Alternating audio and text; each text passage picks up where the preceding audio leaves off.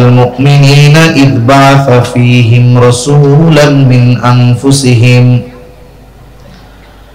আল্লাহ রাব্বুল আলামিন বলেন মুমিনদের উপর আল্লাহ তাআলার বিশেষ অনুগ্রহ যে তিনি তাদের মধ্য থেকে তাদের জন্য একজন রাসূল প্রেরণ করেছেন। রাসূল আকরাম সাল্লাল্লাহু আলাইহি ওয়াসাল্লাম হলেন মুমিনদের জন্য বিশেষ অনুগ্রহ। এই আয়াতের ব্যাখ্যায় ইমাম তাবারী রাহমাতুল্লাহি আলাইহি বলেন যদিও নবী মুমিনদের জন্য আল্লাহ তাআলার পক্ষ থেকে বিশেষ অনুগ্রহ, তথাপি তিনি তো রাহমাতুল লিল আলামিন, আর রাহমাতুল লিল আলামিন হওয়ার কারণে গোটা দুনিয়ার সকল সৃষ্টি তিনি রাহমাতুল লিল আলামিন হওয়ার উপকার ভোগ করে। সে মুমিন হোক আর কাফের হোক, মুসলিম হোক আর অমুসলিম হোক, ইসলামের বন্ধু হোক আর শত্রু হোক, প্রত্যেকটা মাখলুক এই উপকার ভোগ করে। রাসূলুল্লাহ সাল্লাল্লাহু আলাইহি ওয়াসাল্লাম জগৎবাসীর জন্য রহমত, সৃষ্টি জগৎ সমূহের জন্য রহমত হওয়ার কারণে কাফেররাও উপকার ভোগ করে। নবীজির পর থেকে নিয়ে কিয়ামত পর্যন্ত যত মানুষ আসবে, যত মানুষ এসেছে, যত মানুষ আছে, মুমিন হোক আর কাফের হোক, নবীজির উম্মত এরা সবাই, এ ব্যাপারে কোনো সন্দেহ নাই। কাফেরও যদিও হয়, নবীজির উম্মত হওয়ার কারণে নবীজির আল্লাহ তাআলার কাছে দোয়া, নবীজি দোয়া করেছে, আল্লাহ আপনি আমার উম্মতের পাপের কারণে, পাপাচারের কারণে, অন্যায়ের কারণে, গুনাহের কারণে এদেরকে পূর্ববর্তী উম্মতদের মতো সমূলে নির্মূল করে দিবেন না। এই যে পাপ করার পরেও যে খাবার পাওয়া যায়, পাপ করার পরেও যে বেঁচে থাকা যায়, পাপ করার পরেও যে শাস্তি আসে না, এর অন্যতম কারণ হলো মুহাম্মাদুর রাসূলুল্লাহ সাল্লাল্লাহু আলাইহি ওয়াসাল্লাম। নবীজি মুমিনদের জন্য বিশেষ অনুগ্রহ, এই জন্য মুমিনদের প্রতি নবীজির স্পেশাল ভাবে দরদ ছিল। আবার দরদ সকল উম্মতের জন্য আছে। রাসূল আকরাম সাল্লাল্লাহু আলাইহি ওয়াসাল্লাম তার উম্মতদের জন্য দরদ, ভালোবাসা কেমন ছিল? আব্দুল্লাহ ইবনে আমর ইবনুল আস রাদিয়াল্লাহু তাআলা আনহু থেকে বর্ণিত, তিনি বলেন আন্নান নবী সাল্লাল্লাহু আলাইহি ওয়াসাল্লাম তাআলা মা নাযালা ফি ইব্রাহিম আলাইহিস সালাম। রাসূল আকরাম সাল্লাল্লাহু আলাইহি ওয়াসাল্লাম তিলাওয়াত করলেন কওল আল্লাহি আযজা ওয়া জাল্লা ফি ইব্রাহিম আলাইহিস সালাম। আল্লাহ তাআলা যা ইব্রাহিম আলাইহিস সালাতু ওয়াস সালামের ব্যাপারে বলেছেন, কি বলেছেন আল্লাহ ইব্রাহিম আলাইহিস সালামের ব্যাপারে? কোরআনুল কারীমের সূরা ইব্রাহিম, এই সূরার মধ্যে হযরত ইব্রাহিম আলাইহিস সালাতু ওয়াস সালাম তার গুনাহগার উম্মতদের জন্য আল্লাহ তাআলার কাছে ক্ষমা চেয়ে দোয়া করেছে। ওই দোয়াটা আল্লাহ তাআলা কোরআনুল কারীমের মধ্যে নাযিল করেছে। ওই দোয়া নবীজি তিলাওয়াত করতেছেন। দোয়াটা হলো ইব্রাহিম আলাইহিস সালাম দোয়া করে, রব্বি ইন্নাহুন্না আযলাল্না কাসীরাম মিনান নাস। ও আমার রব, এই প্রতিমাগুলো, এই মূর্তিগুলো অধিকাংশ মানুষকে পথচ্যুত করে ফেলছে, পথভ্রষ্ট বানায় ফেলছে। ফামান তাবিআনি ফাইন্নাহু মিন্নি, তবে এদের মধ্য থেকে যারা আমার অনুসরণ করেছে, আমার আনুগত্য করেছে, আমার কথা মেনে মূর্তি পূজা বাদ দিয়ে ঈমান এনেছে, ও আল্লাহ এরা তো আমার দলভুক্ত, কিন্তু সবাই তো আর আমার কথা শুনে ঈমান আনে নাই। যদিও ঈমান আনে নাই, তথাপি তো এরা আমারই উম্মত। ইব্রাহিম আলাইহিস সালাম এরপরে কেমন যেন বলে, আল্লাহ ওয়ামান আসানি ফাইন্নাকা গফুরুর রহিম। আর যারা আমার আনুগত্য করে নাই, নবীজি ইব্রাহিম আলাইহিস সালাম কেমন যেন বলেন, ওরা তো আমারও উম্মত, তো গফুর, আপনি তো রহিম, আপনি তো অতিশয় ক্ষমাশীল, পরম দয়ালু, আপনি আমার গুনাহগার উম্মত গুলোকেও মাফ করে দেন। কেমন যেন গুনাহগার উম্মতের ব্যাপারেও আল্লাহ তাআলার কাছে ক্ষমা প্রার্থনা করতেছেন ইব্রাহিম আলাইহিস সালাম। প্রত্যেকটা নবী তার উম্মতকে ভালোবাসে। নবী তার উম্মতকে কত ভালোবাসে, আমার আপনার নবীও আমাকে আপনাকে বেশি ভালোবাসে। সুবহানাল্লাহ। কোন সন্দেহ নাই, আমার আপনার নবী আমাকে আপনাকে আমার আপনার মা বাবার চাইতে বেশি ভালোবাসে। কোন সন্দেহ নাই, নবীজি আমি আমাকে যত ভালোবাসি আমার চাইতে আমাকে নবী বেশি ভালোবাসে। একটা মানুষ আপনাকে আমাকে ভালোবাসে, এর বাস্তবতা কখন উপলব্ধি হয় বলেন তো? একজন আপনাকে বলে আমি আপনারে জীবন দিয়া ভালোবাসি, কিন্তু আপনি মুসিবতে পড়েছেন, বিপদে পড়েছেন, সে সবার আগে দৌড়াইয়া পালাইছে। বিপদ যাওয়ার পর আবার আইসা হাজির, আইসা বলে আমি আপনারে খুব ভালোবাসি। কি বলবেন? এই সিটিংবাজি আমার সাথে আর করো না। তুমি যদি সত্যি আমার মহব্বত করতা, ওই বিপদের সময় তুমি সবচাইতে আগে আমার পক্ষে দাঁড়ায় যেতে। ঠিক কিনা বলেন? দুনিয়ার মুসিবত, দুনিয়ার বিপদ, এটা কোনো বিপদ না, সামান্য বিষয়। সবচাইতে বড় মুসিবতে মানুষ পড়বে কিয়ামতের দিন। ওই কঠিন মুসিবতের দিন দুনিয়ায় মা যত ভালোবাসুক না কেন, বাবা যত মহব্বত করুক না কেন, ওই কঠিন মুসিবতের দিন বাবা তার সন্তানকে চিনবে না, মা তার সন্তানকে চিনবে না। আল্লাহ তাআলা বলেন ইয়াউমা ইয়াফিরুল মারউ মিন আখিহি ওয়া উম্মিহি ওয়া আবিহি ওয়া সাহিবাতিহি ওয়া বানিহি লিকুল্লি ইমরিইন মিনহুম ইয়াউমাইযিন শা'নুন ইউগনিহি। আল্লাহ তাআলা বলেন কিয়ামতের দিন ভাই ভাইয়ের থেকে পলায়ন করবে। ওয়া উম্মিহি ওয়া আবিহি, পিতা মাতার থেকে পলায়ন করবে। ওয়া সাহিবাতিহি ওয়া বানিহি, স্ত্রী সন্তানদের থেকে পলায়ন করবে। কেউ চাইবে না কারো সাথে হাসরের ময়দানে দেখা হয়ে যাক, বরং মানুষ এমনও বলবে আল্লাহ আপনি দুনিয়ার সবাইকে জাহান্নামে দিয়ে হলো আমাকে মাফ করে দেন, আমাকে জান্নাত দিয়ে দেন। ওই কঠিন মুসিবতের দিন সবাই নিজের চিন্তায় বিভোর থাকবে, অথচ এই কঠিন মুসিবতের দিন আমার আপনার নবীজিও চিন্তিত থাকবে, তবে নিজের জন্য নয়। নবীজি তার উম্মতের চিন্তায় বিভোর থাকবে। নবীজি উম্মতের চিন্তায় বিভোর থাকবে। একবার দৌড়ায় চলে যাবে হাউজে কাউসারের কাছে। না জানি নবীর কোন উম্মত হাউজে কাউসারের পানি পান থেকে মাহরুম হয়ে যায়। আর একবার দৌড়ায় চলে যাবে মিজানের কাছে। না জানি কোন উম্মত ওজনের পাল্লায় ধরা পড়ে যায়। আর একবার দৌড়ায় চলে যাবেন নবী জাহান্নামের কাছে। না জানি তার কোন উম্মতকে জাহান্নামে দিয়ে দেওয়া হয়। আর একবার দৌড়ায় সুপারিশের প্রয়োজন নবীজি চলে যাবেন, আল্লাহর কুদরতি কদমে সিজদায় লুটায় পড়বেন। এক কথায় নবীজি চিন্তিত পেরেশান। শুধু তাই না, সব নবী জান্নাত অভিমুখে রওনা হয়ে যাবে। নবীজি হাসরের ময়দানে থাকবেন। জান্নাতের দরজা খোলা হবে না, জান্নাতের দরজা বন্ধ থাকবে। জিজ্ঞাসা করা হবে কি ব্যাপার, জান্নাতের দরজা খোলো না কেন? ফেরেশতারা জবাব দিবে যিনি আসলে খোলা হবে তিনি আসেন নাই। কে তিনি?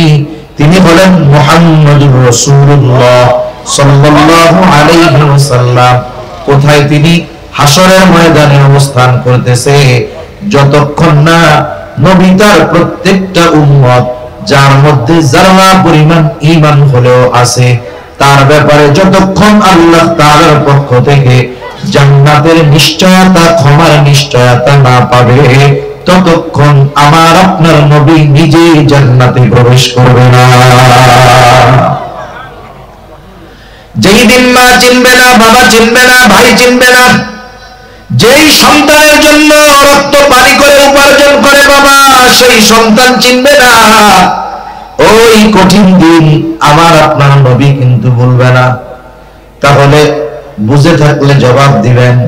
বলেন তো, মা বাবা বেশি ভালোবাসে নাকি নবী বেশি ভালোবাসে? কোন সন্দেহ নাই, নবীজি সবচেয়ে বেশি ভালোবাসে।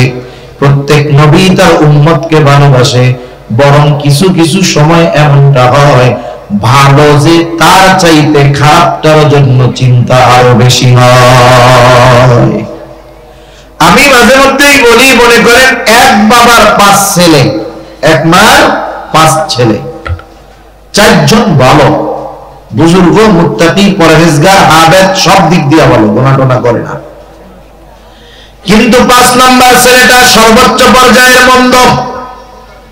4 জনের ভালোকে যদি একদিকে দেওয়া হয়, একজনের খারাপের পাল্লা আরো বেশি ভারী হবে, এত খারাপ।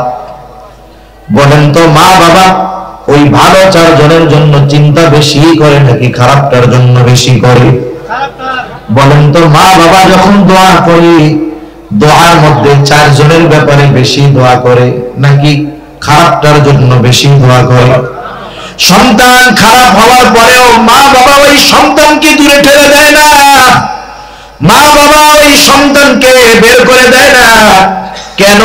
বলে মহব্বতের কারণে। সন্তান এই জন্য যত খারাপ হোক তাকে দূরে ঠেলে দেওয়া যায় না। আরে উম্মত যত গুনাহগার হোক, মা বাবার চাইতে সন্তানকে যত ভালোবাসে মা বাবা, তার চাইতে নবী তার উম্মতকে বেশি ভালোবাসে। এই জন্য নবী সন্তান যেমন খারাপ হলে মা বাবা মহব্বতের কারণে চিন্তিত হয়, ওই রকম কোন উম্মত যদি গুনাহগার হয়, নবীও মহব্বতের কারণে চিন্তিত হয়ে যায়। এরপরে ওই ঈসা আলাইহিস সালাতু ওয়াস সালামের ওই আয়াত, যেই দোয়া আল্লাহ তাআলার কাছে ঈসা আলাইহিস সালাম করেছেন, আল্লাহ তাআলা ওই দোয়াও জানায় দেন। ঈসা আলাইহিস সালাম দোয়া করে আর বলে, ইন তুআযিবুহুম ফাইন্নাহুম ইবাদুক ওয়া ইন তাগফির লাহুম ফাইন্নাকা আনতাল আজিজুল হাকীম। ঈসা আলাইহিস সালাম আল্লাহ তাআলার কাছে বলে, ইন তুআযিবুহুম ফাইন্নাহুম ইবাদুক, আপনি যদি তাদেরকে শাস্তি দেন তারা তো আপনারই বান্দা। ওয়া ইন তাগফির লাহুম, আল্লাহ আপনি যদি তাদেরকে ক্ষমা করে দেন, মাফ করে দেন, তারা তো আপনারই বান্দা। এই কারণে যদি আপনি আমার গুনাহগার উম্মত, আপনার বান্দাকে যদি আপনি মাফ করে দেন, কেউ কোনো কিছু আপনাকে জিজ্ঞাসা করবে না। কেন? ফাইন্নাকা আনতাল আজিজ, আপনি হলেন মহাপরাক্রমশালী, মহাপ্রজ্ঞাময়। মূলত ঈসা আলাইহিস সালাম বলতে চায়, আল্লাহ আমার ওই গুনাহগার উম্মত, আপনার বান্দাগুলোকেও আপনি মাফ করে দেন। 2 নবী দোয়া করছে তার গুনাহগার উম্মতের ব্যাপারে। আল্লাহ তাআলা নবীজিকে জানাইছেন, নবীজি ওই 2 নবীর দোয়া তিলাওয়াত করেছেন। অনেক সময় কিছু বিষয় আছে, আপনি আমি একটা কাজ করব কিন্তু মনে নাই, ভুলে গেছি। কথার কথা, বাসার থেকে বলছে যে ছেলেটাকে ফোন দিতে হবে, মেয়েটাকে ফোন দিতে হবে, বাজারে গিয়ে মোবাইলে টাকা রিচার্জ করে দিয়েন, জরুরি বিষয়। এখন আপনি বাজারে গিয়ে চা খাইতে বসছেন, এখন ভুলে গেছেন, মনে নাই আর। একটু পরে যে কোনো কারণে উঠছেন, সামনে টাকা রিচার্জের দোকান, অথবা আরেকজন বন্ধু আপনারে বলতেছে আমি একটু ওইদিকে যাই। কেন? বলে আমার টাকা রিচার্জ করতে হবে। এখন বলেন তো, যে ভুলে গেছিল তার মনে পড়ে যায় না? হ্যাঁ, আমারও তো করতে হবে, বাসার থেকে 2 ঘন্টা আগে বলে দিছে, আমি ভুলে গেছিলাম। নবীজি যখন 2 নবীর দোয়া তিলাওয়াত করলেন, যা তারা উম্মতের ব্যাপারে করছে, এইবার নবীজির অন্তরে তার উম্মতের মহব্বতের ঢেউ জাগ্রত হয়ে গেছে। নবীজি এইবার গুনাহগার উম্মতের জন্য দোয়া করে। বর্ণনাকারী বলতেছেন, ফারাফা ইয়াদাই ওয়া ক্বালা আল্লাহুম্মা উম্মতি উম্মতি ওয়া বাকা। নবীজি হাত দুটো উঁচু করলেন, হাত দুটো উঁচু করে বলতেছে, আল্লাহ আমার উম্মত, আমার উম্মত। সাথে সাথে ওজর ধারায় চোখ দিয়ে অশ্রু করতেছে, নবীজি কান্না করতেছে আর বলে, আমার উম্মত, আমার উম্মত। আর কিছুই নবীজি বলেন না, যদিও বাক্য বলতেছে এতটুকু, আমার উম্মত, কিন্তু মূলত নবীজি কি বলতে চায়, দুনিয়ার কেউ জানুক আর না জানুক, বুঝুক আর না বুঝুক, যিনি জানেন যিনি বোঝেন তিনি কে? আল্লাহ তাআলা সব জানেন বুঝেন। এরপরেও আল্লাহ তাআলা তার হাবিবের জবান দিয়ে শুনতে চায় কান্নার কারণটা কি। মনে করেন বৃহস্পতিবার বিকাল বেলা মাদ্রাসার ছোট ছোট ছাত্ররা 4 বছর 5, 6, 7 বছর বয়স নতুন নতুন মাদ্রাসায় ভর্তি করে দিয়ে গেছে মা বাপ। এতকাল মা বাবা হাতে তুইলা, কোলে তুইলা, গালে তুইলা খাওয়াইছে। এখন বৃহস্পতিবার বিকাল বেলায় মাদ্রাসা ছুটি হয়, ও তো জানে। এখন মা বাবার জন্য কলিজার মধ্যে পড়তেছে, হুজুরের কাছে গিয়া বসে শুধু কান্না করতেছে। বৃহস্পতিবার আসরের পরে শুধু কান্না করে। এখন বলেন তো, এই ছোট বাচ্চা, মক্তবের বাচ্চাটা বৃহস্পতিবার বিকাল বেলায় যদি হুজুরের সামনে গিয়ে কান্না করে, বলেন তো এই কান্নার কারণ আপনারা কি বুঝেন? কি জন্য কান্না করে বলেন তো? ছুটি চায়, বাড়িতে যাবে। আপনারা যেহেতু বুঝলেন, তাইলে হুজুরে মনে হয় হুজুরের সামনে কান্না করলে বোঝে না যে এগুলা কেন কান্না করে। বুঝে না? বুঝে। এরপরেও কি বলে, কান্না করো কেন? ও আর কান্নার গিয়ার বাড়ায় দেয়, বলে যতই কান্না কেটে করো কোনো লাভ নাই। কি জন্য কান্দতেছো এটা আগে কও, এরপরে হলো সিদ্ধান্ত। এবার কান্দতে কান্দতে বলে পড়ান করতেছে, একটু বাড়ি যাবো, আমার কাছে যাব। হুজুর একটা হাসি দিয়ে কি বলে, আচ্ছা ঠিক আছে যাও, আগামীকাল সন্ধ্যার আগে আবার চলে আসবা। এখন কান্নার কারণ ওস্তাদ বোঝার পরেও কেন ছাত্রের মুখ দিয়ে শুনতে চায়? এটা ওস্তাদ ছাত্রের একটা মহব্বতের প্রকাশ। আল্লাহ তাআলা সব কিছু জানার পরেও কেন তার হাবিবের মুখ দিয়ে শুনতে চায়? এটা আল্লাহ তাআলা তার হাবিবের প্রতি মহব্বতের একটা বহিঃ প্রকাশ।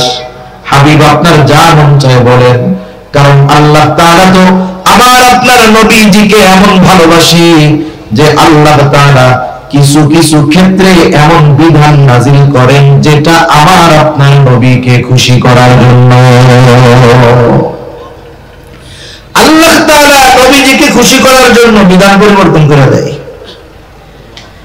রাসূল আকরাম সাল্লাল্লাহু আলাইহি ওয়াসাল্লাম যখন মক্কা থেকে মদিনায় হিজরত করে গেছেন, মদিনায় যখন হিজরত করেছেন, মদিনা থেকে কিবলা ছিল বাইতুল মুকাদ্দাসের দিকে।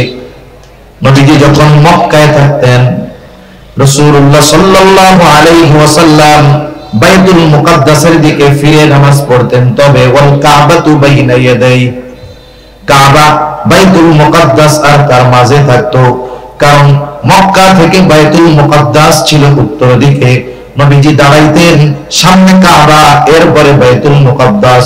কিন্তু উনি যখন মদিনায় হিজরত করলেন, মদিনাও তো মক্কা থেকে উত্তর দিকে, এইবার যখন বাইতুল মুকাদ্দাসের দিকে ফিরে নামাজ পড়ে আমার আপনার নবী, কাবা পড়ে গেছে পেছন দিকে। 16 মাস নবীজি নামাজ পড়ছেন বাইতুল মুকাদ্দাসের দিকে ফিরে, কিন্তু মনের তামান্না যদি কাবা মুসলমানদের জন্য কিবলা হইতো ভালো হইতো। সব সময় মনের তামান্না এটা।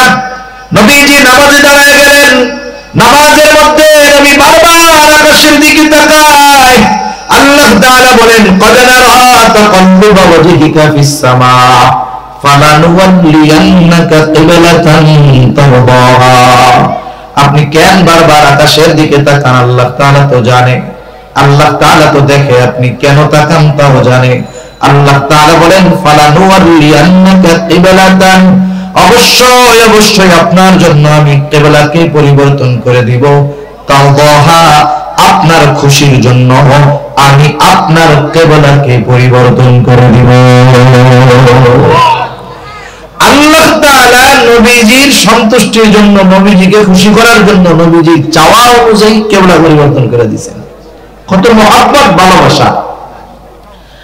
জিবরাইল আলাইহিস সালাতু ওয়াস সালামকে আল্লাহ তাআলা বলে, জিবরাইল যাও, আমার মুহাম্মদ কেন কান্না করে, কান্নার কারণ জিজ্ঞাসা করো। জিবরাইল আলাইহিস সালাতু ওয়াস সালাম হাজির, এসে বলে, আপনি কেন কান্না করেন? যদিও আপনার কান্নার কারণ আল্লাহ তাআলা জানে, এরপরেও তিনি জানতে চান। এইবার জিবরাইল আলাইহিস সালাতু ওয়াস সালামের কাছে প্রাণ খুলে নবী সব কথা বললেন। উম্মতের ব্যাপারে সব কথা বললেন। এইবার জিবরাইল আলাইহিস সালাম আল্লাহ তাআলার কাছে গিয়ে সব কথা খুলে বলল। আল্লাহ তাআলা জানায় দিলেন, জিবরাইল যাও আমার মুহাম্মদকে গিয়ে জানায় দাও, আমি অচিরেই তাকে তার উম্মতের ব্যাপারে সন্তুষ্ট করব, তাকে অসন্তুষ্ট করব না। নবীজি দুনিয়ায় থাকতেই উম্মতের ক্ষমার ব্যাপারে চিন্তিত ছিলেন, পেরেশান ছিলেন। শুধু তাই না, উম্মতের ব্যাপারে নবীজির ফিকির কেমন ছিল, চিন্তা কেমন ছিল। নবীজি যখন প্রথম দিকে গোপনে দাওয়াত দিলেন 3 বছর গোপনে দাওয়াত দেওয়ার পর আল্লাহ তাআলা নির্দেশ দিলেন, ওয়ানদির আশীরাতাকাল আকরাবিন। এখন আর গোপনে হবে না, আপনার আত্মীয়-স্বজন আশেপাশের যারা আছে এদেরকে প্রকাশ্যে দাওয়াত দেন। নবীজি দাওয়াত দিবেন, গুরুত্বপূর্ণ এক বিষয়। এটা তো দুনিয়ার সবচাইতে মোস্ট ইম্পর্টেন্ট একটা বিষয় যেটা মানুষকে জানাতে হবে। এমনটা ছিল না যে আমরা যেমন বছরে একদিন দাওয়াত দিছেন, 2 ঘন্টা 3 ঘন্টার জন্য আসলাম, 1 ঘন্টা কিছু দিনই কথাবার্তা বললাম, চলে গেলাম। নবীজি কি এইরকম দাওয়াত দিছে মক্কাবাসী? না, নবীজিও মক্কাবাসীকে হাড়ে হাড়ে চিনে, মক্কাবাসীও নবীজিকে পরিপূর্ণভাবে চিনে। একটা মানুষকে চেনা জানার জন্য, একটা মানুষের অভ্যন্তরীণ এবং বাহিরের ভেতরের সব বিষয় জানার জন্য 1-2 ঘন্টা সময় যথেষ্ট না। আপনি যখন একটা মানুষের সাথে বছরের পর বছর থাকবেন, আপনি হয়তো দেখতেছেন যে মাথায় টুপি, মুখে দাড়ি, গায়ে লম্বা জুব্বা, বাবা পাগড়ি, বড় বুজুর্গ আল্লাহওয়ালা। এই আল্লাহওয়ালা আসলে যে আল্লাহওয়ালা কিনা এটা বুঝতে পারবেন 1 বছর তার সাথে থাকলে। মানুষের সামনে খুব মিষ্টি কথা আমরা বলতেছি, আমলের কথা বলতেছি, কিন্তু আমার আমলের অরিজিনাল হালত কি এটা তো বুঝবেন আমার সাথে 6 মাস থাকলে। ঠিক কিনা বলেন? এই বিষয়গুলো নবীজিও তাদের ব্যাপারে জানে, তারাও নবীজির ব্যাপারে জানে। নবীজির প্রতি তাদের কত অগাধ আস্থা, বিশ্বাস ছিল। নবীজি যখন এই পরিচিত মানুষগুলোর মধ্যে, পরিচিত পরিবেশে, পরিচিত স্থানে দাওয়াত দিবেন, নবীজি এবার আবু কুবাইস পাহাড়, এজন্য কোন কোন বর্ণনায় আসছে উনি সাফা পাহাড়ে উঠলেন, কোন কোন বর্ণনায় আবু কুবাইস পাহাড়ে উঠলেন। মূলত সাফা পাহাড়টা আবু কুবাইস পাহাড়েরই একটা অংশ। এবার উনি সাফা পাহাড়ে উঠে মক্কাবাসীর ডাক দিলেন। এমনি ওই পাহাড়ের এক মর্যাদা ছিল। ওই পাহাড়ের উপরে যদি কোনো অপরিচিত ব্যক্তি, যাকে মক্কার কেউ চিনে না, ওই রকম অপরিচিত একজন ব্যক্তিও যদি ওই পাহাড়ে দাঁড়িয়ে মক্কাবাসীর কাছে সাহায্য চাইতো, ওই পাহাড়ের এমন আজমাত ব্যক্তিকে তা দেখতো না, কিন্তু ওই পাহাড়ে যে বসতো, উঠতো, যাকে ডাক দিত, ওই লোকটা অপরিচিত হলেও সকল মানুষ তাকে সাহায্য করার জন্য ছুটে আসতো। ওই পাহাড়ের একটা মর্যাদা ছিল। কথায় তো কথা আসে, এই যে চেয়ার দেখছেন, এই চেয়ারের একটা মর্যাদা আছে, জানেন? এই চেয়ারের একটা মর্যাদা আছে, কিন্তু আমরা এই চেয়ারের চাইতে মর্যাদা দেই ব্যক্তিকে বেশি। চেয়ারের চাইতে মর্যাদা কাদের বেশি দেই? ব্যক্তিকে বেশি দেই। ব্যক্তি যদি ভাইরাল হয়, ব্যক্তি যদি সেলিব্রিটি হয়, আবার যদি ব্যক্তি এমন হয় যে এত না দিলে আসে না, এরকম যদি হয়, কমপক্ষে ওয়াজ না শুনলেও ওনারেও দেখতে মন চায় যে এমন হুজুর 1 ঘন্টা 1 লাখ টাকা লাগে, একটু চেহারাটা হলেও দেখে আসে। কিন্তু যদি আহমদুল্লাহ বুজুর্গানের দিন বয়ান করে, তখন ওটারে গোনে না। অথচ উচিত ছিল আমাদের এই চেয়ারের মর্যাদা দিয়ে, ওই মর্যাদা কাফেররা দিতে পারতো, পাহাড়ের মর্যাদা দিয়ে অপরিচিত ব্যক্তির ডাকে তারা চলে আসতো। কিন্তু আমরা দ্বীনি বিষয়ে এই চেয়ারের মর্যাদা দিয়ে যদি একজন অপরিচিত মানুষ বসে, একজন আলেম বসে, স্থানীয় আলেম বসে, আমরা এই চেয়ারের মর্যাদা দিয়ে তার কথা শুনতে আসি না, চিন্তা করি ও তো আমগো দেশের হুজুর। ঠিক কিনা বলেন?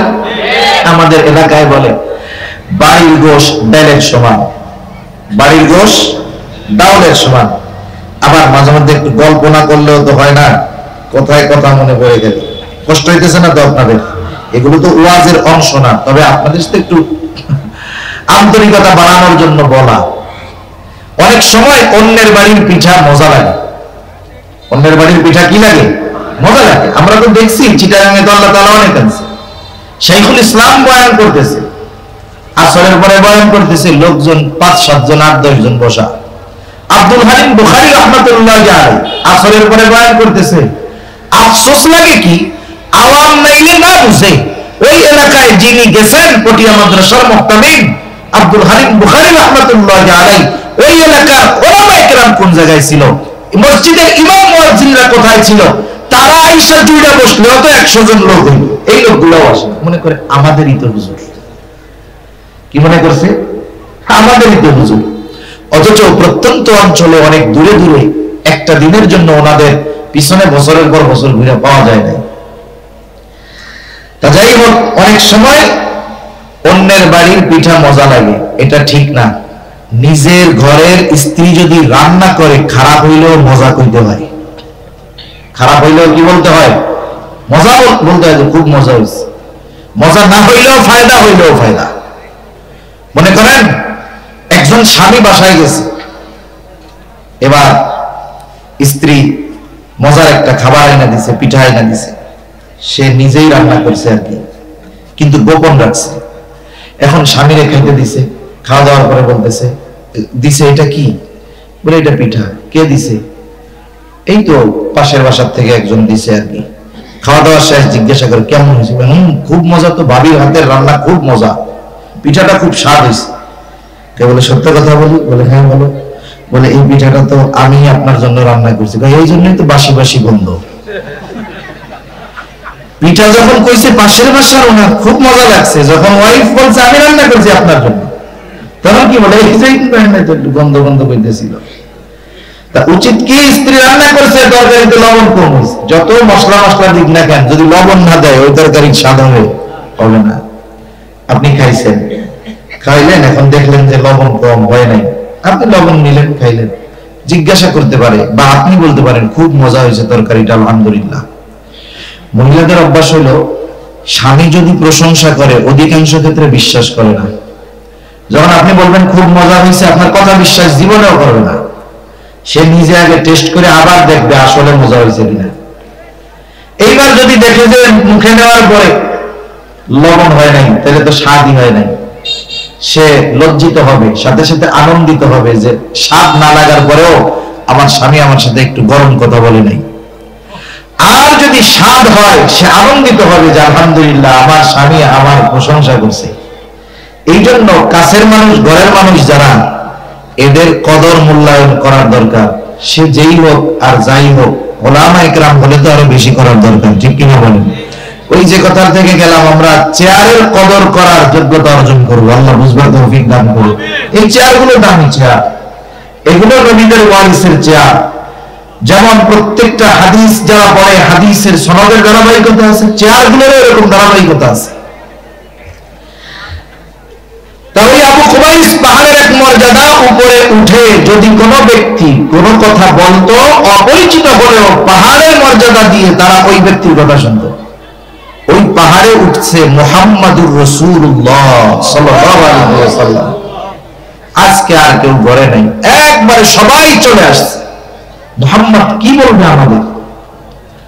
নবীজি জিজ্ঞাসা করতেছে, আমি যদি তোমাদেরকে বলি এই পাহাড়ের পেছন দিকে পাদদেশে একদল অশ্বারোহী সৈন্য আক্রমণ করার জন্য ওঠ পেতে আছে, তোমরা কি আমার কথা বিশ্বাস করবা নাকি? উপস্থিত সব মানুষ সমস্বরে বলল, কেন নয়, অবশ্যই তোমার কথা আমরা বিশ্বাস করি। কেন করি? এই কারণটাও মক্কাবাসী বলেছে, হাদিসের মধ্যে আসছে, বিশ্বাস করি কারণ মুহাম্মদ ইতিপূর্বে তোমাকে কখনো আমরা মিথ্যাবাদী পাই না। নবীজির সত্যবাদিতার সাক্ষী মক্কার কাফেররা দিয়েছে। ওই নবীজি যখন চিরন্তন সত্য কথাগুলো তাদের সামনে তুলে ধরছে, কাফেররা এবার নবীজির এই কথাকে প্রত্যাখ্যান করছে। একটা জিনিস, দূরের একজন যদি আমার কোনো কথা অস্বীকার করে, সাময়িক কষ্ট লাগতে পারে, কিন্তু আমার ঘরের, আমার চেনা জানা, যাদের সাথে যুগের পর যুগ অতিবাহিত হয়েছে, এই ধরনের মানুষ যদি আমার কোনো সত্য কথা অস্বীকার করে, বলেন কষ্ট লাগবে কি লাগবে না? অবশ্যই লাগবে। নবীজি কষ্ট পেয়েছেন, আমার এই মানুষগুলোর সাথে আমার শৈশব, কৈশোর, যৌবন অতিবাহিত হয়েছে, অথচ এরা আমার এই সত্য কথাটাকে বিশ্বাস করতেছে না। নবীজি চিন্তিত হয়ে গেলেন। কষ্টে চিন্তায় খানা দানা বন্ধ হয়ে গেল। নবীজি পেরেশান, খানা দানা বন্ধ, অসুস্থ হয়ে গেছেন। অসুস্থতার মাত্রা এতটা বেশি ছিল, আল্লাহ রাব্বুল আলামিন আয়াত নাযিল করে বলেন, লাআল্লাকা বাখিউন নাফসাকা আল্লা ইয়াকুনু মুমিনিন। আল্লাহ রাব্বুল আলামিন বলেন, হাবিব, এরা ঈমান না আনার কারণে আপনি নিজেকে নিজে নিঃশেষ করে দিচ্ছেন, মৃত্যু মুখে ঠেলে দিচ্ছেন। তাহলে উম্মত ঈমান না আনার কারণে কত চিন্তিত হতেন, কত পেরেশানি হতেন। আল্লাহ তাআলার এই কালাম দ্বারা এটা বোঝা যায়। শুধু তাই না, মুহাব্বতের মানুষের ব্যাপারেই তো চিন্তিত বেশি থাকে, যদিও সে মন্দ হয়। নবীজি উপমা দিতেন এইভাবে, তোমাদের মধ্যে আর আমার মধ্যে উপমা হলো ওই ব্যক্তির ন্যায় যে আগুন প্রজ্বলিত করেছে, আগুন জ্বালিয়েছে। এখন তো চতুর্দিকে প্রত্যন্ত অঞ্চলগুলোতেও ইলেকট্রিসিটি আছে। এক সময় কারেন্ট ছিল না, বিশেষ করে ফসলের সময়, ধানের সময় যদি কেউ আগুন জ্বালাইত, কেউ যদি একটু আগুন প্রজ্বলিত করতো, চতুর্দিক থেকে পোকামাকড় এসে লাফায়া লাফায়া আগুনের মধ্যে পড়ে আত্মহুতি দিত। আগুন যিনি জ্বালিয়েছেন তিনি যদি হাত দিয়ে সরাইও দিতেন, কাজ হইত না, আরো জোর করে এসে আগুনের মধ্যে পড়তো।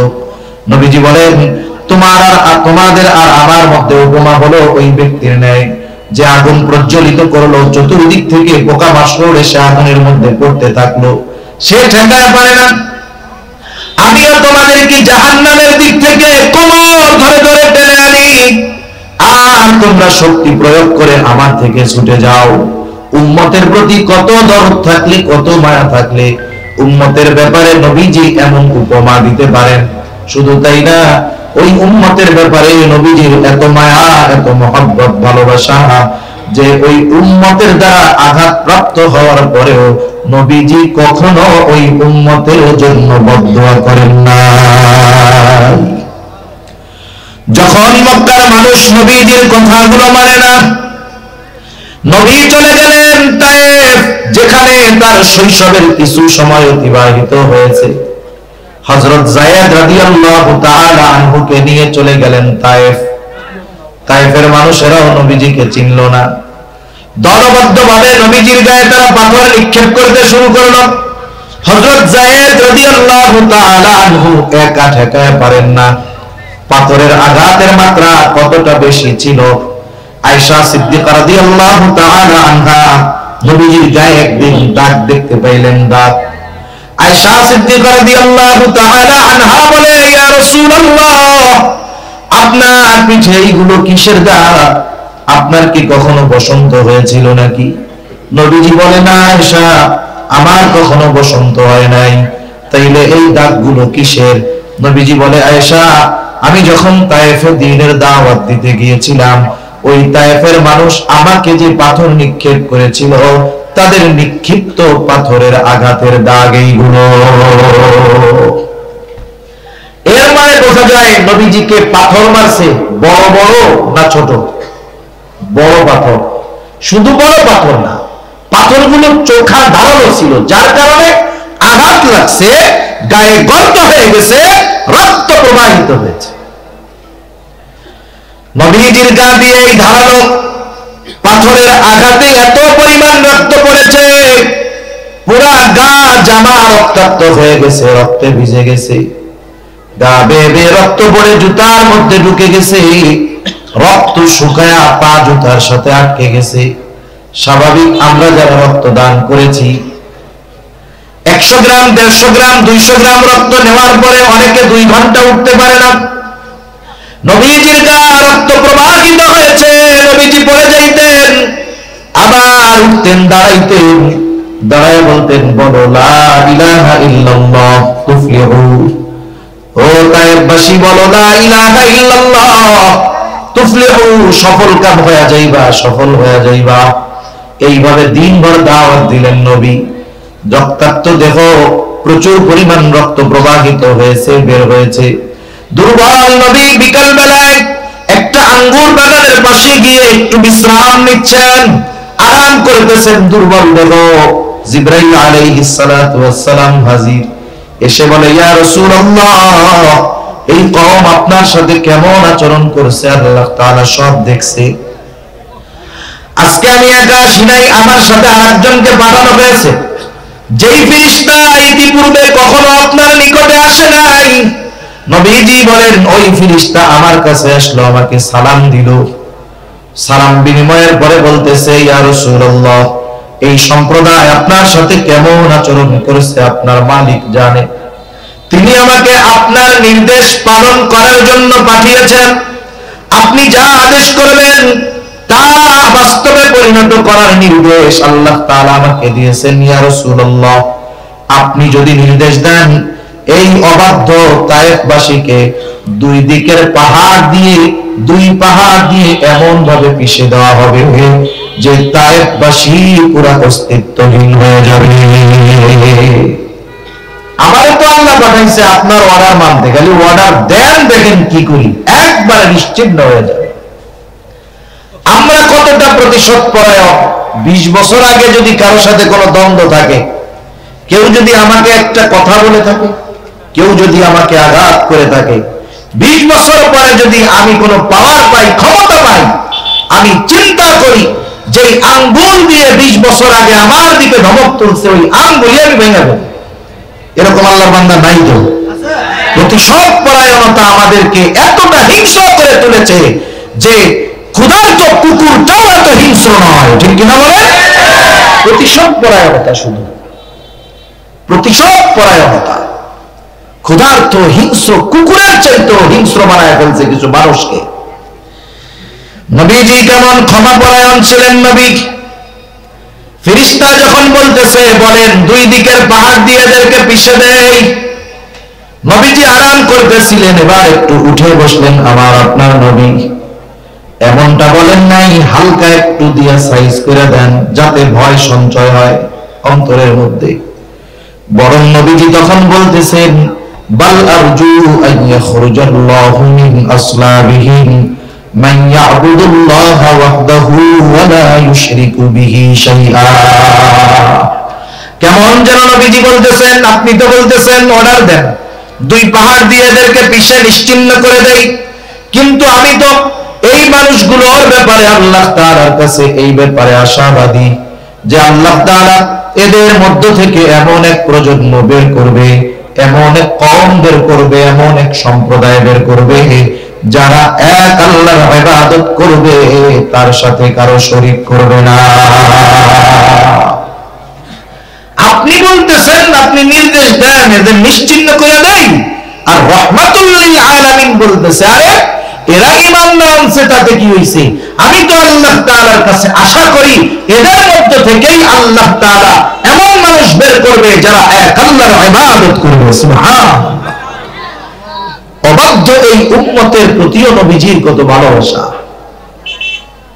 নবীজির উম্মতের প্রতি দরদ মায়া কত। লম্বা সময় আরো হাদিস বলা যাবে, তবে কিছু কিছু বিষয় আছে যত বয়ান করা হোক, যত মানুষ সাক্ষ্য দিক, অনেক বিষয় আছে আমরা জানি না শুনি না, কিন্তু একজনের কথায় বিশ্বাস করে নিন। আপনারা তো চট্টগ্রামের মানুষ, অনেক আগের থেকে আপনারা বিভিন্ন দেশে ব্যবসা করেন, কারণ চট্টগ্রাম এটা হলো ব্যবসার রাজধানী। বিদেশে গেলে দেখা যায় চিটাগাঙের দোকান, আর কই হায় রে মক্কা শরীফ আশেপাশে জিজ্ঞাসা করলে কই কই সাতকানিয়া। মানে চট্টগ্রামের যত ব্যবসায়ী আছে, ওর চট্টগ্রামের ব্যবসায়ী আরবে বেশি, আর মিনিমাম মনে হয় 50 থেকে 60% হবে এইসব সাতকানিয়া। দোকানে কাজ করে বাঙালি, বাড়ি কই সাতকানিয়া। কি অবস্থা, আল্লাহ তাআলা বরকত দিক আরো, বলি আমিন। আমার চিটাগাঙের প্রবাদও আছে, সাতকানিয়ার লোক ছাড়া ব্যবসা যান আপ হয় না। টেরিবাজার যান, ওই জায়গায় যান, সব দোকানে সাতকানিয়ার লোক, সব দোকানে সাতকানিয়ার লোক। আল্লাহ তাআলা ব্যবসার এক যোগ্যতা এই সাতকানিয়ার মানুষকে দিছে। আপনারা তো খুশি হন নাই? খুশি না? তাই খুশি হইলে কি করবেন? আলহামদুলিল্লাহ কোন আলহামদুলিল্লাহ। তা এই সাতকানিয়ার মানুষরা সহ আগেও তো যখন মোবাইল ছিল না, টেলিফোন ছিল না, দেখার কোনো সুযোগ ছিল না, চিঠির জামানা ছিল, ওই সময় অনেক মানুষ প্রবাসে যাইতো। দেখা যাবে বিবাহ করছে, 3 মাস বাড়ি থাকছে, বিদেশে চলে গেছে। যখন বাড়ি ছিল ওই সময় আল্লাহ তাআলা তার স্ত্রীর গর্ভে একটা সন্তান আল্লাহ তাআলা দিয়েছে। 20 বছর পরে বাড়ি আসছে, এর মধ্যে ছেলেও বাপরে দেখে নাই, বাপও ছেলেরে দেখে নাই। ওই সময় তো আর দিকে দিকে কথা কওয়ানোর সুযোগ নেই। এখন দেখে নাই, দুইজন দুইজনকে চিনে না, চিঠিতে যতটুকু কথাবার্তা। এবার ওই লোক চিন্তা করছে ছেলে টেলে তো বড় হয়ে গেছে, বাড়ি একটা সারপ্রাইজ দিব, সারপ্রাইজ মানে চমকায়া দিব সবাইকে। কোনো খবর টবর না দিয়া বাড়ি চলে আসছে। রাত 2টার সময় দরজায় টোকা দিছে, বাড়ি যায় দরজা খুলো। এখন যুবক মানুষ 20 বছরের, রাত 2টায় টোকা দিলে তো ওই খুলবে। এখন যেই দরজা খুলছে দেখো অপরিচিত একজন মানুষ। কে আপনি? তুমি আমাকে চিনবা না, তোমার মা আমারে চিনবে। ওই পোলা তো পারলে লাঠি নিয়ে ওই বেটারে পিটাইতে যাবে। এই চেঁচামেচি শুরু হবে। এইবার দৌড় দিয়ে মহিলা এসে বলবে, আরে বাবা তুমি ওরে চিনো না, ওনাকে, উনি তো তোমার আব্বা। এখন বলেন তো, একটু আগে যে গরম গরম হয়েছিল, যখন এই মা এসে বলবে এই যেই তোমার আব্বা, ও বলবে নাকি যে আমি বিশ্বাস করি না? এই বলবে? মা এক কথায় যারে 20 বছর দেখে নাই, মুহূর্তের ভিতরে বলবে, ও আব্বা ভুলে গেছে, মাফ করে দেন, আমি তো আপনারে দেখি নাই, বেয়াদবি নিয়েন না। তাহলে দেখেন অনেক বিষয় আছে, একজন সাক্ষী সাক্ষ্যর কারণে গোটা বড় বড় বিষয়কে আমরা বিশ্বাস করে নেই। নবীজি যে আমাদের ভালোবাসেন কোনো সন্দেহ আছে? এই যে ভালোবাসে এ ব্যাপারে স্বয়ং সাক্ষী দিচ্ছেন কে বলেন তো? আরো জনে বলেন না কে?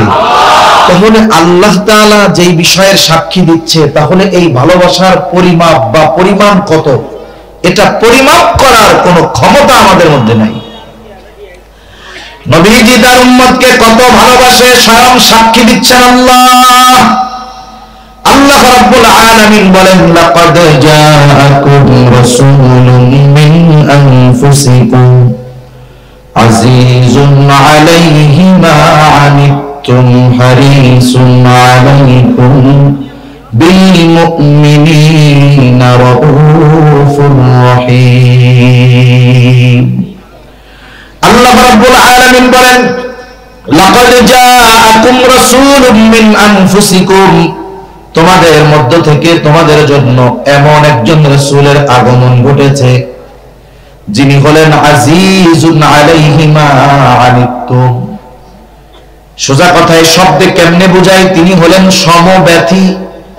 তার মানে যেই বিষয়টা তোমাদের জন্য কষ্টের, সেটা ওই রাসূলকেও কষ্ট দেয়। সুবহানাল্লাহ।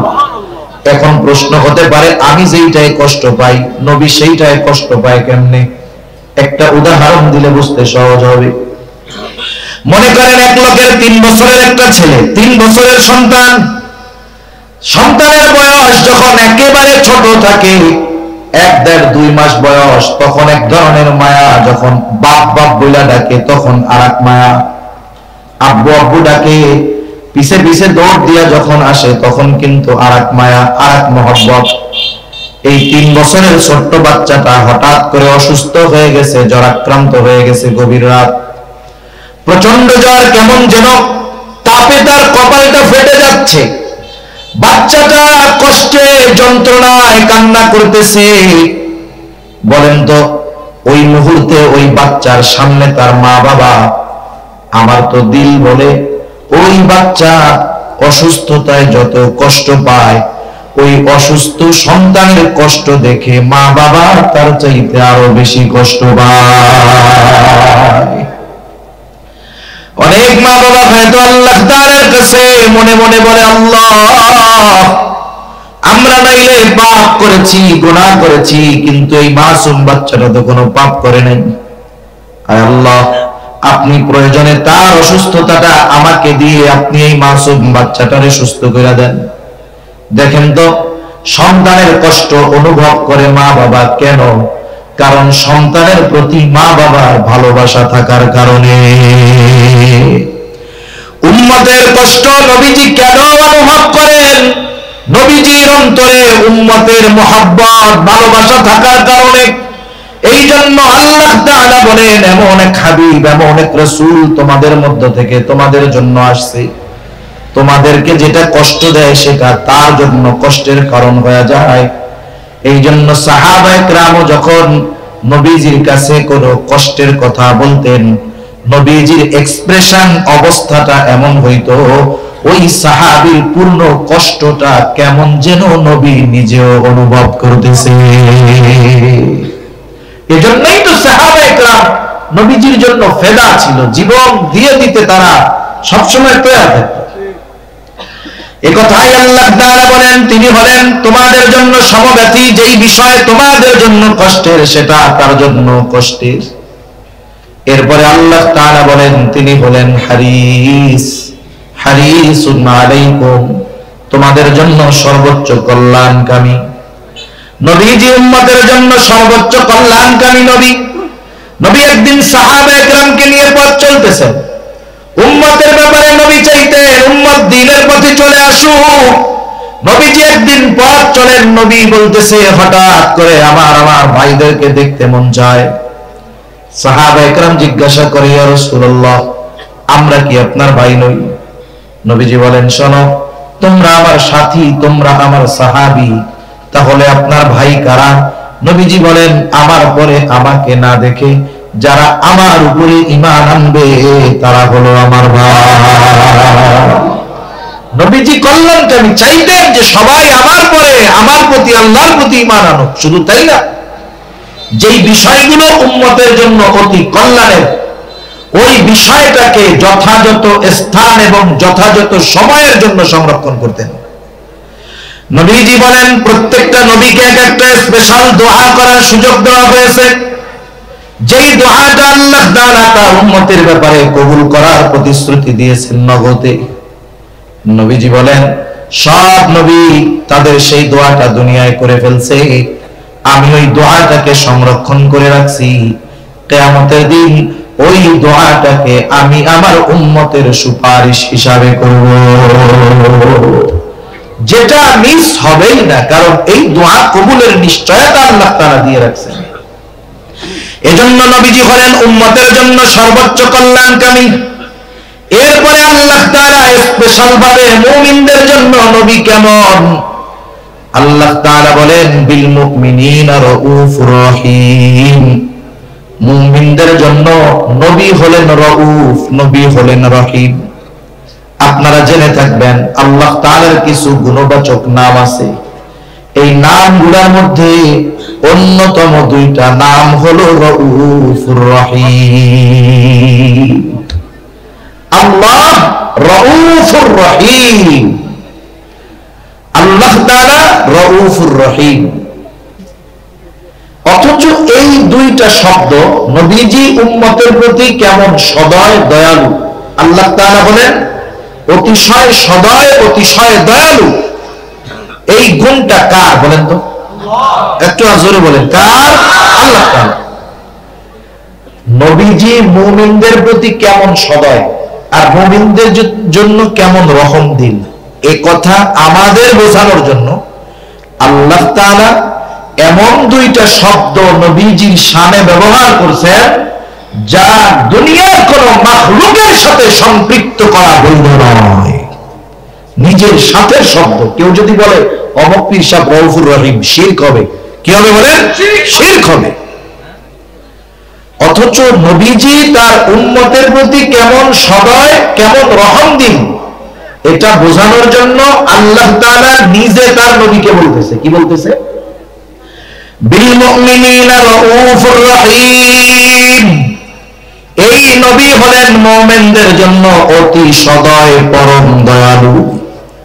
তাহলে উম্মতের প্রতি নবীজি কেমন সদয়, কেমন রহম দিন, আল্লাহ তাআলার এই কথার দ্বারা স্পষ্টভাবে বোঝা যায়।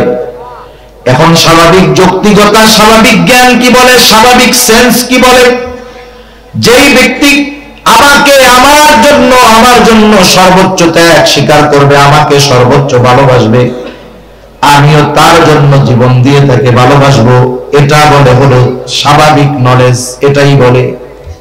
এখন বলেন তো, যেহেতু নবী আমাদের সর্বোচ্চ ভালোবাসে, তার ভালোবাসার পরিধি উম্মতের ব্যাপারে এত বেশি, ওই ভালোবাসার ব্যাপারে স্বয়ং সাক্ষ্য দিয়েছেন আল্লাহ। যেই নবী এত আমাদের ভালোবাসে, বলেন তো সেই নবীর প্রতি আমাদের সর্বোচ্চ ভালোবাসা থাকার দরকার আছে না নাই? সর্বোচ্চ পরিমাণ ভালোবাসা নবীজির প্রতি আমাদের থাকতে হবে।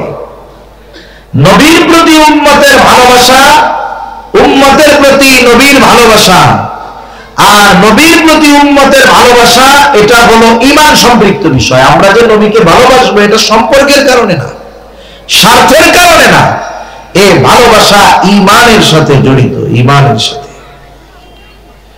সেজন্য এই ভালোবাসাটা হতে হবে সর্বোচ্চ। এই জন্য নবীর প্রতি যার ভালোবাসা যত বাড়ে তার ঈমানের পাওয়ার তত বাড়ে।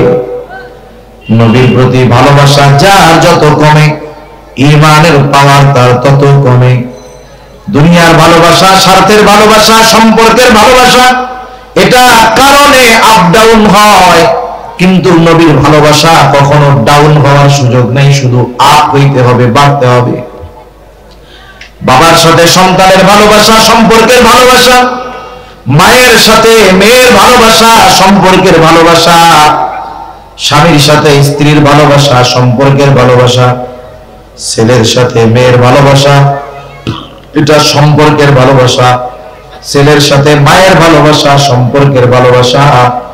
এই ভালোবাসা ঈমানের কারণে এক সময় শত্রুতাতেও পরিণত হতে পারে। যেই বাপরে ভালোবাসবে আল্লাহর জন্য, ওই বাপের সাথে দুশ্মনী হবে আল্লাহর জন্য। কিন্তু নবীর সাথে বিরোধিতার তো কোনো সুযোগ নাই, ওখানে তো শুধু ভালোবাসা বাড়তেই হবে, ঠিক কিনা বলে? সাহাবায়ে কেরাম দেখায় গেছে বাবার, মার, সন্তানের এসবের ভালোবাসার চাইতে নবীর ভালোবাসাকে তারা কত ঊর্ধ্বে রাখছে, সাহাবায়ে কেরাম দেখায় গেছে। বদরের যুদ্ধের দিন আবু উবাইদা ইবনুল জাররাহ রাদিয়াল্লাহু তাআলা আন যুদ্ধের ময়দানে যখন আছেন, তিনি দেখতে পাইলেন তার বাবা জাররাহ কাফেরদের পক্ষে, মুসলমানদের বিপক্ষে যুদ্ধ করার জন্য আসছে। বাবাকে দেখার পর তিনি চিন্তা করলেন বাবার থেকে দূরে দূরে সরে থাকবো। এক বর্ণনায় আসছে তিনি বাবার থেকে সরে সরে যুদ্ধ করতেছেন ঠিক, কিন্তু বাবার দিকে খেয়াল রাখতেছেন বাবা কি করে। কারণ জাররাহ নবীর প্রতি সর্বোচ্চ বিদ্বেষ পোষণ করত। জাররাহ চিন্তা করছে দুনিয়া থেকে বিদায় করে দেওয়া যায় তাহলে তো সবই শেষ। এই বদ চিন্তা করে, কুচিন্তা করে সে বারবার নবীজির দিকে আক্রমণ করার চেষ্টা করতেছে। জাররাহ আবু উবাইদা খেয়াল করলেন, প্রথমবার গিয়ে প্রতিহত করলেন, আবার দূরে সরে যুদ্ধ করতেছে, কিন্তু খেয়াল করে যে বাপ জাররাহ কি করে। আবার খেয়াল করলেন যে জাররাহ নবীর দিকে আক্রমণ করার চেষ্টা করতেছে, আবার গিয়ে প্রতিহত করলেন, সরায় দিলেন। এইবার আবার যুদ্ধ শুরু করছে, খেয়াল করতেছে বাবা কি করে। এইবার তাকায় দেখে বাপ আবার নবীর দিকে আক্রমণ করার চেষ্টা করতেছে। বাবার মহব্বতে জাররাহ বাবার থেকে দূরে দূরে সরে যুদ্ধ করতেছিল, কিন্তু নবীর প্রতি বাবার এই আচরণ তার পছন্দ হয় নাই। সে তো ওই রকম লক্ষ্য বাবার চাইতে নবীকে বেশি মহব্বত করে। এইবার আবু উবাইদা বিরক্ত হয়ে গেল, নবীর প্রতি এহেন আচরণ সে পছন্দ করলো না। এইবার নিজে গিয়া একটা কোপ দিয়া বাপের দেহ থেকে কল্লাটাকে আলাদা করে দিল। দুনিয়ার স্বার্থে নাকি নবীর মহব্বতে? নবীর সাথে বেয়াদবি করেছে, ছাড় দেয় নাই। এই জন্য নবীর প্রতি মহব্বত এটা ঈমানের সাথে সম্পৃক্ত বিষয়, এটা কমার কোনো সুযোগ নাই। নবীকে মহব্বত করতে গিয়ে যদি বাপ দুশ্মন হয় পিছপা হওয়া যাবে না। নবীকে ভালোবাসতে গিয়ে যদি সন্তান দুশ্মন হয় তাহলে সন্তানের সাথে সম্পর্ক ত্যাগ করতে হবে। সাহাবায়ে কেরাম এই ব্যাপারে দৃঢ় প্রতিজ্ঞাবদ্ধ ছিলেন। শুধু তাই না, নবীজিও জানায়া দিয়েছেন, ও আমার উম্মত, মিলাদ দিয়া, সিন্নি খাইয়া, জিলাপি খাইয়া প্রকৃত মুমিন হতে পারবা না যতক্ষণ না আমাকে প্রকৃতভাবে ভালোবাসবা। নবীজি সেই কথা বলেন, লা ইউমিনু আহাদুকুম হাত্তা আকুনা আহাব্বা ইলাইহি মিন ওয়ালিদিহি ওয়া ওয়ালাদিহি ওয়ান নাসি আজমাইন। নবীজি বলেন, তোমাদের মধ্যে কেউ ততক্ষণ মুমিন হতে পারবে না যতক্ষণ না সে পিতা মাতা সন্তান সন্ততি এক কথা সকলের চাইতে আমি নবীকে বেশি ভালো না বাসবে। ততক্ষণ কেউ প্রকৃত মুমিন হতে পারবে না। এখন নবীকে তো ভালোবাসতে হবে। কোন পদ্ধতিতে বাসবো? আমরা তো নবীকে সামনে পাই নাই, আবু বকর সামনে পাইছে, নিজের সব সম্পদ নবীর কাছে আইনা দিয়ে দিছে। আর হযরত তালহা নবীজিকে সামনে পেয়েছে। উহুদের ময়দানে নবী যখন গর্তের মধ্যে পড়ে গেছে, কাফেরদের তীর বর্ষা নবীজির মাথার উপর দিয়ে যায়। তালহা তো নবীজিকে সামনে পাইছে, নবীর মহব্বতে নিজের বুকটাকে নবীর জন্য ঢাল বানায় দিয়েছে। সুবহানাল্লাহ। কিন্তু আমরা তো নবীর সামনে পাই নাই, কেমনে ভালোবাসবো? নবীও জানে আমার উম্মত চিন্তিত হয়ে যাবে, এই জন্য নবী তাকে ভালোবাসার পদ্ধতি নবী নিজেই বলে দিলেন। নবীজি বলেন, ও উম্মত কেমনে ভালোবাসবা শোনো। তোমরা আমাকে যদি ভালোবাসতে চাও কেমনে ভালোবাসবা? মনে করো তুমি তোমার পদ্ধতিতে আমারে ভালোবাসবা, কাজ হবে না। নবীজি বলেন, মান আহাব্বা সুন্নতি ফাকাদ আহাব্বানি ওয়া মান আহাব্বানি কানা মাই ফিল জান্নাহ। নবীজি বলেন, যে আমার সুন্নতকে ভালোবাসবে সে আমি নবীকে ভালোবাসবে, যে আমার সুন্নতকে ভালোবাসলো আমি নবীকে ভালোবাসলো, আর যে আমি নবীকে ভালোবাসবে তার অবস্থান হবে আমার সাথে জান্নাতে। সুবহানাল্লাহ। নবীর সাথে যদি জান্নাতে থাকতে হয়, জান্নাতে তো আগে যাওয়ার দরকার। জান্নাতে যাওয়ার শর্ত কি? নবীজি বলেন, কুল্লু উম্মতি ইয়াদখুলুনাল জান্নাতা ইল্লা মান আবা। নবীজি বলেন, আমার সব উম্মত জান্নাতে যাবে, আবা উম্মত ছাড়া। প্রশ্ন করা হলো, ইয়া রাসূলুল্লাহ, আবা উম্মতের আবার কারা?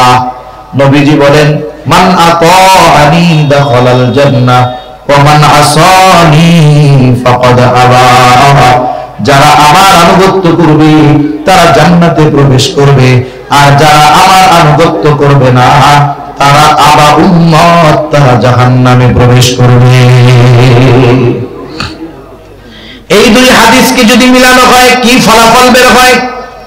দুই হাদিসকে মিলাইলে ফলাফল বের হয়, নবীর সুন্নাতকে যারা মহব্বতের সাথে অনুসরণ করবে। আমরা অনেকে আছি সুন্নাত ভালোবাসি, সুন্নাত ওয়ালা ভালোবাসি, নিজে সুন্নাত ওয়ালা হই না, কাজ হবে না। নিজেও সুন্নাত ওয়ালা হতে হবে, সুন্নাতকে ভালোবাসতে হবে। তাহলে কেউ যদি নবীর সুন্নাতকে মহব্বতের সাথে অনুসরণ করে, সে নবীর সাথে জান্নাতে অবস্থান করবে। আমরা কারা কারা নবীর সাথে জান্নাতে থাকার আশা রাখি? হাত উঁচা করি তো। নারায়ে তাকবীর। আরো জোরে বলেন, নারায়ে তাকবীর। মাশাআল্লাহ, ইচ্ছা আছে তো? আছে না? ইচ্ছার প্রতিফলন ঘটানোর জন্য কর্মের দরকার। আমরা স্বপ্ন দেখি, বাস্তবায়ন করতে রাজি নাই। আমরা আশা যেটা করি সেটা কর্মে পরিণত করতে হলে ত্যাগ স্বীকার করতে হয়। অনেক সময় মানুষের কথা শুনতে হয়, গন্ডারের চামড়া বানায় ফেলতে হয়।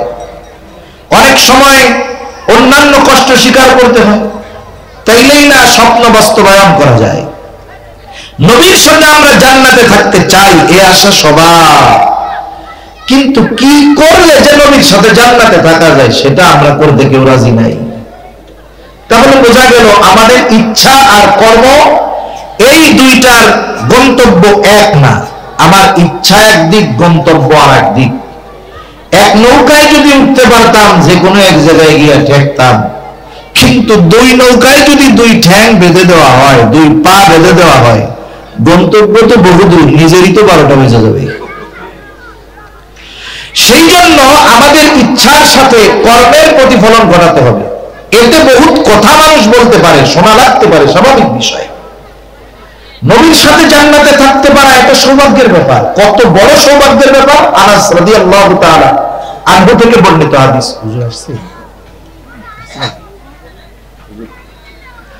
আনাস রাদিয়াল্লাহু তাআলা আনহু থেকে বর্ণিত হাদিস,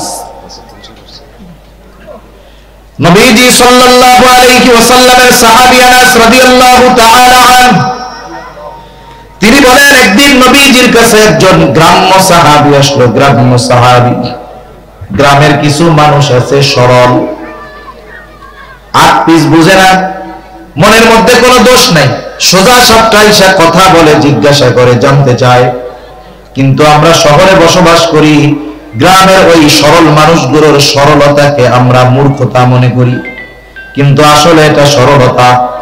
নবীজির কিছু সাহাবী ছিলেন গ্রাম্য সাহাবী ওই রকম।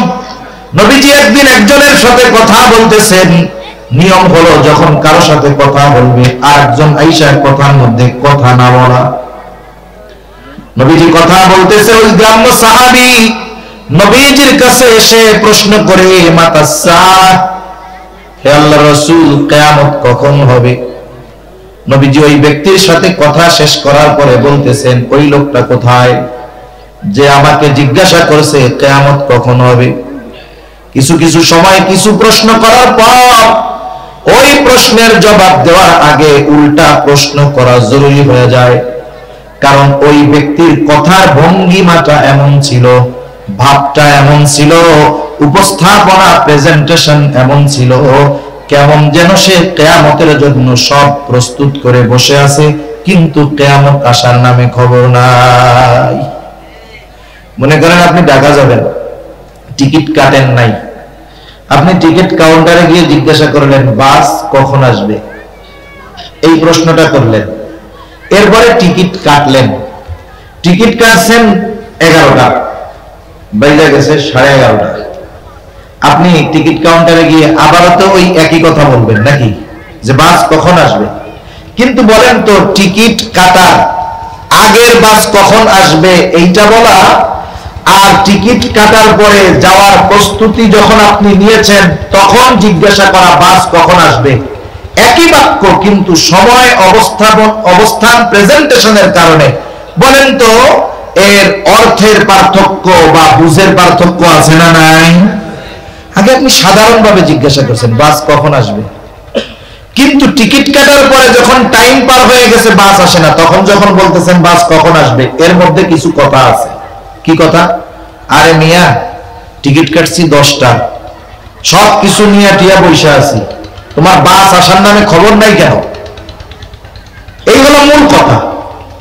তা ওনার বাচন ভঙ্গিটা মনে হচ্ছে উনি প্রস্তুত কিয়ামতের জন্য, কিন্তু কিয়ামত আসতেছে না। সেই জন্য নবীজি পাল্টা প্রশ্ন করলেন, মা আদাত্তা লাহা, কিয়ামতের জন্য তুমি কি প্রস্তুতি গ্রহণ করছো, কি পাত্র গ্রহণ করছো? সরল সহজ লোকটা বলতেছে, আমি আল্লাহ এবং তার রাসূলকে ভালোবাসি। নবীজিও এই লোকের কথার জবাবে সুন্দরভাবে জবাব দিয়ে বললেন, আল মারউ মা'a মান আহাব্বা, যে যাকে ভালোবাসে তার সাথে অবস্থান করবে। নবীজি এই কথা বলার পর লোকটা বাড়ির দিকে আটা দিচ্ছে। হযরত আনাস রাদিয়াল্লাহু তাআলা আনহু বলেন, নবীজির মুখে এই কথা শ্রবণ করবার পর আমরা ঈমান আনার পরে এতটা খুশি হই নাই যত খুশি এই কথাটা শ্রবণ করবার পরে হয়েছি। হযরত আনাস রাদিয়াল্লাহু তাআলা আনহু বলেন, আমি আল্লাহর রাসূলকে ভালোবাসি, আমি আবু বকর ওমর রাদিয়াল্লাহু তাআলা আনহুমা উভয়কে ভালোবাসি, যদিও তাদের মতো আমল করতে পারি নাই, কিন্তু এই ব্যাপারে আমি আশা রাখি জান্নাতে আমি তাদের সাথে অবস্থান করতে পারবো। দুনিয়ার মানুষ দুনিয়ার একজন সম্মানিত ব্যক্তির সাথে সময় কাটানোর জন্য, একটু পাশে বসার জন্য, পাশে থাকার জন্য কত মেহনত করে, কত চেষ্টা করে, কত ব্যয় করে। অথচ দেখেন নবীর সাথে জান্নাতে থাকার সুযোগ হয়ে যাবে যদি নবীর সুন্নাতকে মহব্বতের সাথে অনুসরণ করা যায়। এর চাইতে সৌভাগ্যের খবর আর কিছু সাহাবায়ে কেরাম মনে করেন না। ঈমান আনার পরে এই কথাটাকেই তারা সবচাইতে আনন্দের কথা বলে মনে করে। দেখেন ওই সুন্নাত অনুসরণের মাধ্যমে ওই সৌভাগ্যময় বিষয়টাও আমরা অর্জন করতে পারি। পারি কি পারি না? পারি।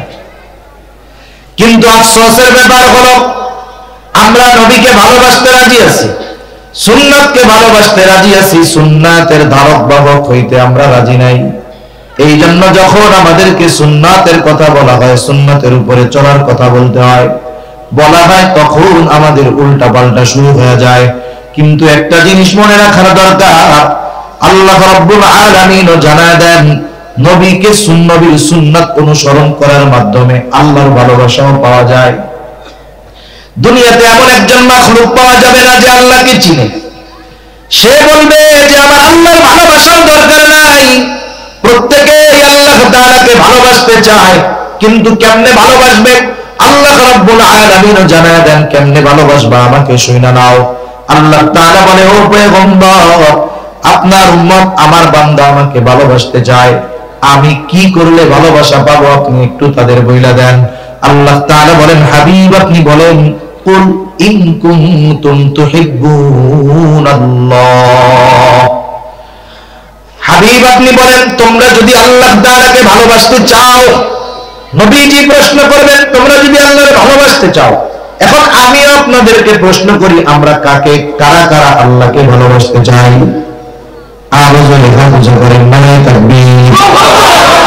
আমরা সবাই আল্লাহকে ভালোবাসতে চাই। মুখ আর অন্তরকে মিলাতে হবে, নেফাকের কোনো সুযোগ নাই।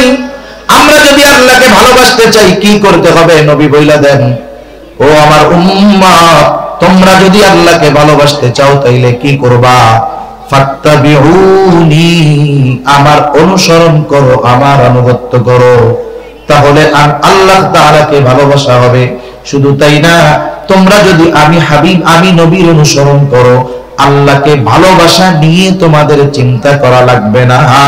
ইউহিব্বুকুমুল্লাহ, আমার অনুসরণ করার কারণে আল্লাহ তাআলা তোমাদের ভালোবাসবে। তাহলে নবীর অনুসরণের মাধ্যমে কার ভালোবাসা পাওয়া যায়? জোরে বলেন।